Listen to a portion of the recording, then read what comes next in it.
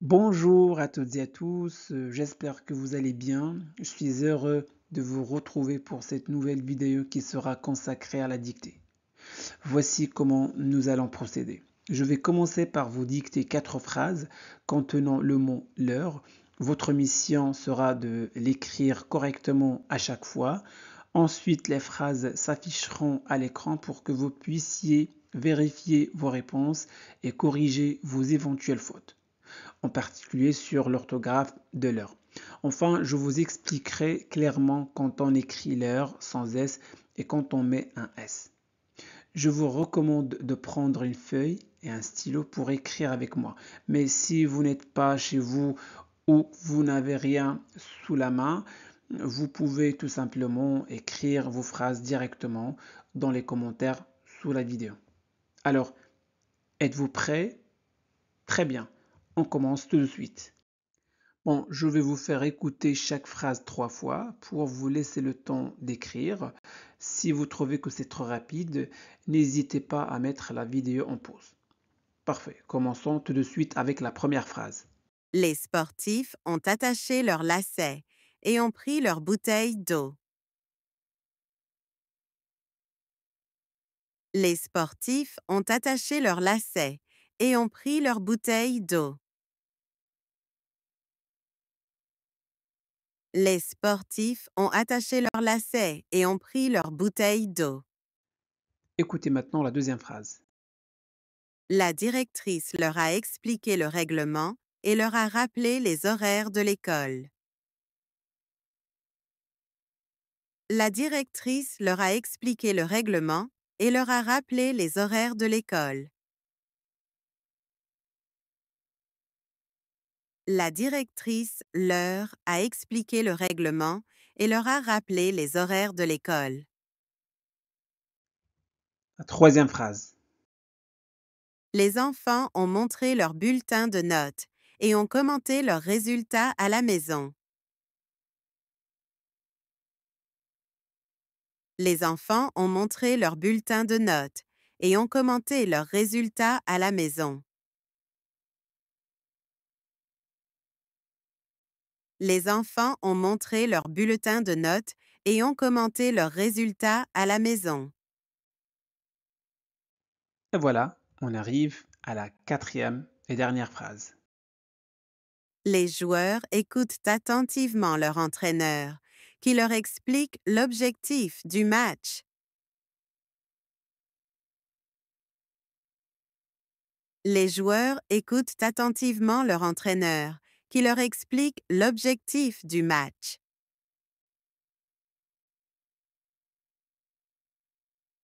Les joueurs écoutent attentivement leur entraîneur, qui leur explique l'objectif du match. Voyez maintenant la correction. Je vais vous afficher les 4 phrases dictées.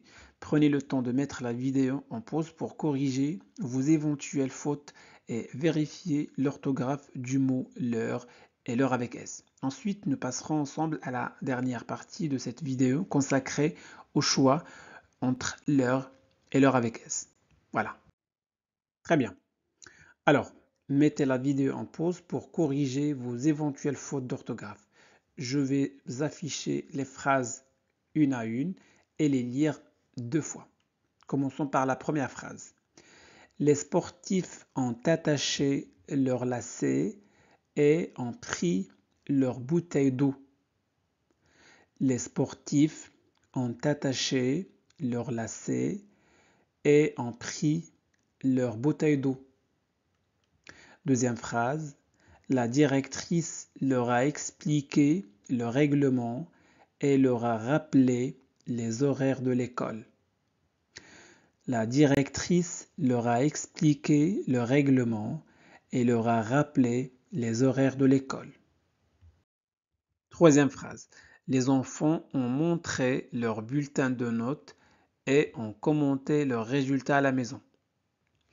Les enfants ont montré leur bulletin de notes et ont commenté leurs résultats à la maison. Quatrième phrase.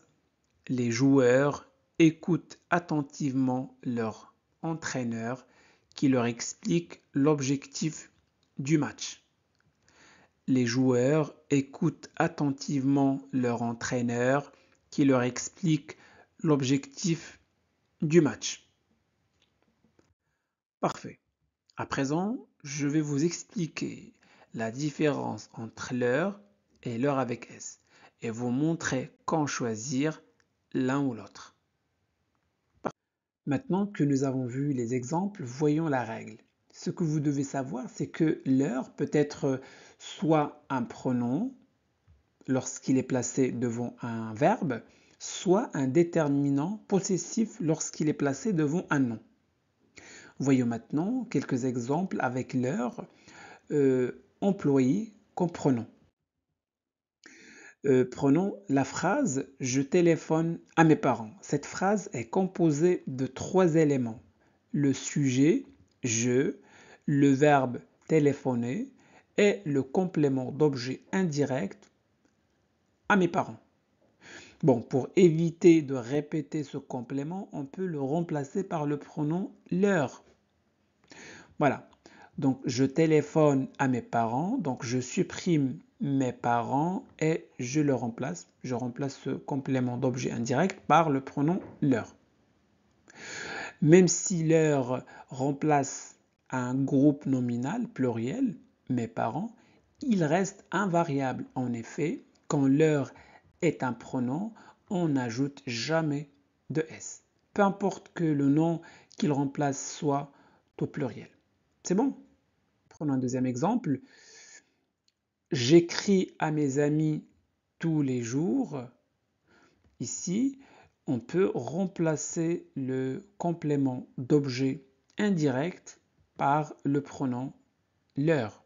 C'est bon? J'écris à mes amis tous les jours. Je leur écris tous les jours. Donc, leur remplace mes amis. D'accord? Donc, leur remplace un groupe nominal pluriel. Et voilà, il reste invariable. Donc, on n'ajoute pas de S. Voyons l'heure quand c'est un déterminant. Quand l'heure est placée devant un nom, il est un déterminant possessif. Dans ce cas, il y a 2 situations. Si l'heure est précédée d'un nom, si l'heure est suivie d'un nom singulier, masculin ou féminin, il ne prend pas de S. Si l'heure est suivie d'un nom pluriel, il prend un S. Alors prenons quelques exemples. Leur maison est grande. Voilà, la première chose à faire est de regarder le mot qui suit. D'accord? Leur maison. Donc le mot maison. Si le mot est un verbe, alors leur est un pronom et ne prend jamais de S. Si le mot est un nom, il faut vérifier son nombre. Nom singulier, leur reste sans S. Nom pluriel, leur prend un S. Dans notre exemple, maison est un nom singulier, donc leur ne prend pas de S.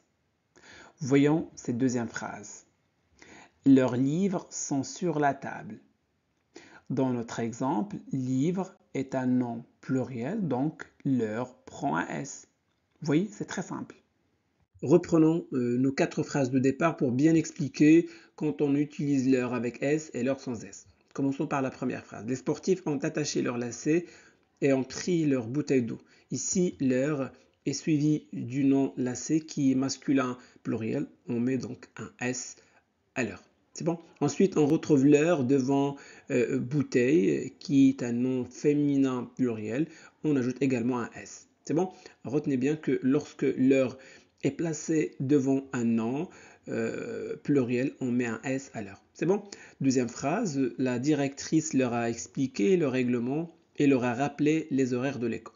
Dans cette phrase, l'heure est suivie du verbe à expliquer. Il s'agit donc d'un pronom complément d'objet indirect. Voilà, dans ce cas, l'heure reste invariable, donc sans S.